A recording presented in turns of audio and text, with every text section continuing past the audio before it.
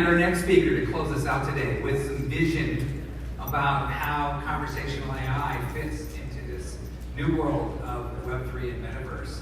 But I quickly got it before you come up.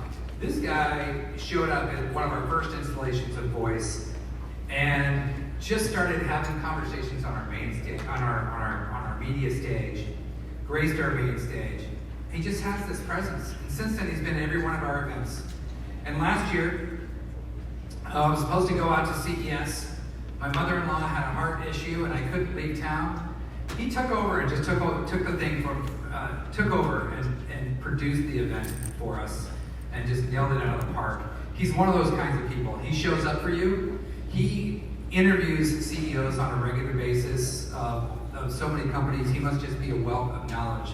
He's a delight to listen to, and he's just a really important part of our community. I'm so excited to bring up our final speaker, who's going to be on a one wheel, by the way. Let's give it up for Mr. Ian Utility, CEO and founder of Attention.live. Thank you so much. Thank you so much, Pete. So kind of you. Who likes money? Anybody like money? Who wants $100? Maybe $100. You guys are loaded. Nobody wants money? That's crazy. All right, Alan and Mark, let's both come up. Who's going to get the 100 between the two of you? This is the good. No, hold on. I saw Alan's hand up, and he got my attention, but now I feel bad, but I'm at peace with that. All right, Alan and Mark, come on over. I don't have much time. You guys have an amazing podcast, Two Voice Devs, and together, this is $100. Friends, when it comes to conversational AI and Web3, what's happened is that this is two sides of something very valuable. We, at this event, we think that, hey, billions of people are going to use our technology, right? Like we're creating stuff for the masses. We're eliminating all it is with keyboards and with thumbs on glass. People can talk to technology can talk back. But what I would say to this industry is that the Web3, blockchain, crypto, NFT, metaverse industry, whatever you want to call it, we'll call it Web3. This industry believes the same. They believe that they've created the decentralized technology, that this is the future, that this is where things are going to happen, that they're going to build tech for the people, by the people, and empower everyone. And much like Alan and Mark are incredible on their own, when they come together, Two Voice Devs has created such an educational and entertaining environment for all of us to learn from them. You see, Mark on his own or Alan on his own would be like the Web3 industry or the conversational AI industry. And you guys should go tape that, so it'd still be worth $100. But obviously I'm trying to make a point, right? I'm trying to make a point. We, like most people in the first world, think very highly of ourselves. We just have a tendency to just think that what we're working on is the most important thing. And this is also how the Web3 world thinks. So I want to talk to you about new opportunities with conversational AI and Web3. I haven't really been on the stage. We'll see how this goes. But I'd like to, there we go. This feels nice. This feels nice. I like to talk when I'm on a one wheel. It just puts me in a meditative state. Okay. New opportunities. NFT was the word of the year last year. DeFi and cryptocurrency has created many, many millionaires and some billionaires because they believed in this magic internet money. The metaverse, it's not just the rebels that's building Sandbox in Decentraland. Zuckerberg changed the whole trajectory of his company to build out Horizon with the Oculus Quest, and all the big institutions will do the same.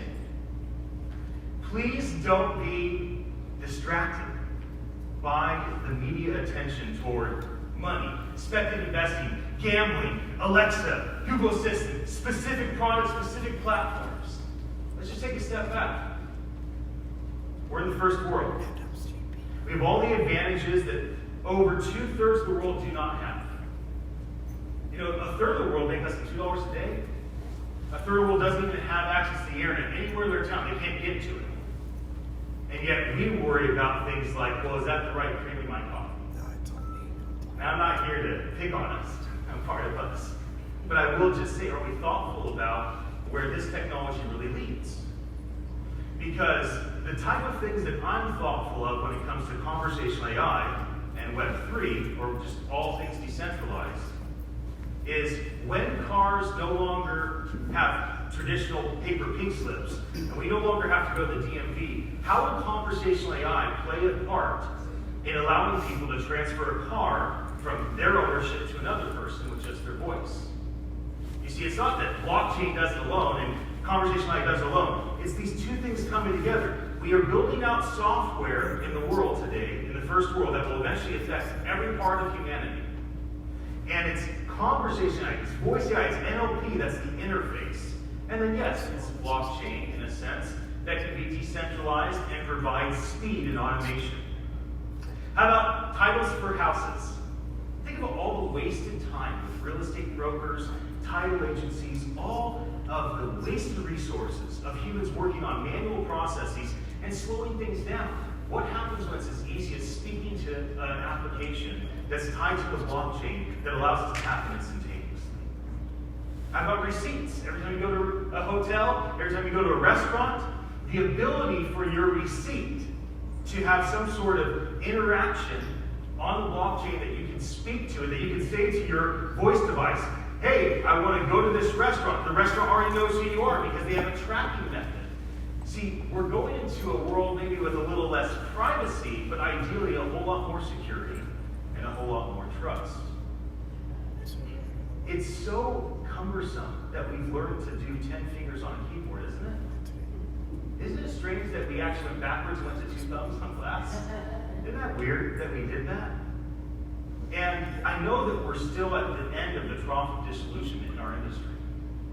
You know, it was a few years ago when the hype was there. Enterprises are investing heavily. They're hiring like crazy. They're acquiring companies. Startups are starting up and they're getting all the capital they need to go after it. Consumers are believing that Jarvis is real and they're going to be Iron Man soon. And then, consumers get disappointed. The money doesn't flow quick enough for the enterprise. Enterprise pulls back, does layoffs, freezes hiring. Consumers stop using their devices as much. But you do realize that our great-grandkids will never, ever use a keyboard. Ever. And they likely will not use centralized technology owned by trillion-dollar institutions. It's going to be a different environment for technology moving forward. And this is what I wanted to deliver to you today, is the importance of this industry for the future of humanity. And the fact that this industry, in and of itself, is like a $500 bill.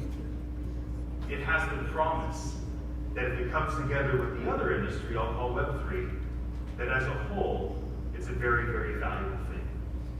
And so please think beyond yourself in terms of what you do in this industry and what is possible if you were to collaborate with others, or at least ideate around what could be done. And then also be mindful that the majority of the world are suffering and just trying to survive. And they don't really care about how nice the hardware is or if the software works perfectly. What they're going to get is a ring or a watch or a pair of glasses. And it's going to be connected to Starlink or something of that nature. And they're only going to know voice interface. Every application they ever use is going to be their voice. And ideally, it's going to be centralized applications that they're using. This is the new opportunity for all of you. This is the new opportunity for those that you mentor. This is the new opportunity for your advisors, your board members, your investors, your interns, and your employees. It's not just this industry alone. And that's why I wrote a very valuable item before I gave it to Alan and Mark. I could talk on this topic indefinitely, but I like short talks. And so with that, my friends, have a wonderful night.